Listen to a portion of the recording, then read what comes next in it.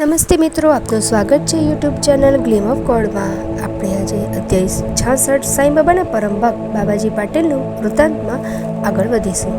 બાબાજી પાટીલ નેવાસના હતા। તેઓ ખેતી કરીને પોતાનું ગુજરાન ચલાવતા। દીકરાઓ ખેતી સંભાળતા એટલે એસીડીમાં રહેતા।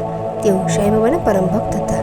રોજ સવારે વહેલા ઉઠી દ્વારકામાંથી ચાવડી અને લંડીબાગનો માર્ગ સાફ કરી નાખતા, જેથી બાબાને કાંટા કાંકરા લાગે નહીં, અને એમના ખેતરમાં જે પાકતું તે વેચતા। જે પૈસા મળતા તે બધા તેઓ સાંઈ બાબાના ચરણે ધરી દેતા। સાંઈ બાબા એમાંથી થોડાક પૈસા રાખી બાકીના એમને પાછા આપી દેતા। બાબાજી એને સાંઈ બાબાની પ્રસાદી માનતા। આ નિયમ એમના મૃત્યુ પછી એમના દીકરાએ પણ ચાલુ રાખ્યો હતો। એમનું આખું ઘર સાંઈ બાબાનું ભક્ત હતું। એકવાર બાબાજીએ આ અર્પણના દિવસે જમણવાર રાખ્યો હતો અને થોડાક પોતાના સગાવાલા અને સાંઈ ભક્તોને આમંત્રણ આપ્યું હતું, પરંતુ જમવા તાણે 3 ઘણા માણસો આવી ગયા। બાબાજી અને એમની પત્ની મૂંઝાઈ ગયા।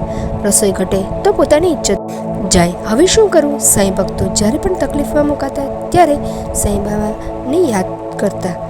બાબાજીની માં બોલી, સુનભાઈ, હવે તો એક જ ઉપાય છે। સાંઈ બાબાનું નામ લઈ રસોડાના દરેક તપેલામાં ઉધી નાખીને કપડું ઢાંકી દે અને કપડું થોડું ખસેડી અંદરની વાનગીઓ કાઢીને પીરસશે। સાંઈ બાબા આપણી લાજ રાખશે। બાબાજી અને એની પત્નીએ તરત જ દરેક વાનગીના વાસણમાં સાંઈ બાબાનું નામ લઈને ઉધી નાખી દીધી અને એના પર કપડું ઢાંકી દીધું। જમવાનું પીરસતી વખતે કપડું થોડું ખસેડી વાનગીઓ નાના વાસણમાં લેવા માંડી અને પીરસવા માંડી। ઘરના સહિત બધા જમી લીધા પછી દરેક તપેલા પરથી કપડું હટાવ્યું તો બધી વાનગીઓ વધી હતી। આમ સાંઈ બાબાએ દ્વારકામાઈમાં બેઠા બેઠા બાબાજીની લાજ રાખી। બાબાજીને 2 પત્ની અને બાળકો હતા। એકવાર તેઓ શેરડી સાંઈ બાબાના દર્શન કરવા આવ્યા તો સાંઈ બાબાએ આશીર્વાદ આપી બધાને ચોળીમાંથી કપડાં કાઢીને ભેટ આપ્યા। સાસુ વહુને સાડીઓ આપી। સાંઈ બાબા જ્યાં નિત્ય જતા એ માર્ગ બાબાજી સાફ કરતા હતા। એમના પછી એ સેવા રાધાકૃષ્ણ માઈ કરવા લાગ્યા। રાધાકૃષ્ણ માઈના અવસાન પછી અબ્દુલ્લા બાબાએ એ સેવા કરતા હતા। સાંઈ બાબાની કૃપાથી જમવાનું ન ઘટવાની ઘટનાઓ એમની હયાતીમાં અને તે પછી આજ સુધી ઘણા ભક્તો સાથે ઘટી છે। સાંઈ બાબા આવા સમયે અન્નપૂર્ણા બની ભક્તોની લાજ રાખતા।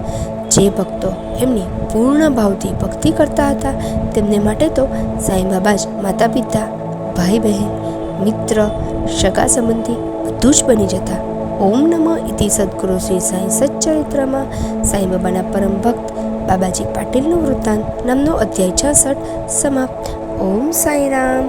માનવ જન્મ અમૂલ્ય છે, એટલે માનવીએ સાંઈ બાબાએ કહેલો ધર્મ આચરી પોતાનું કલ્યાણ કરવું જોઈએ।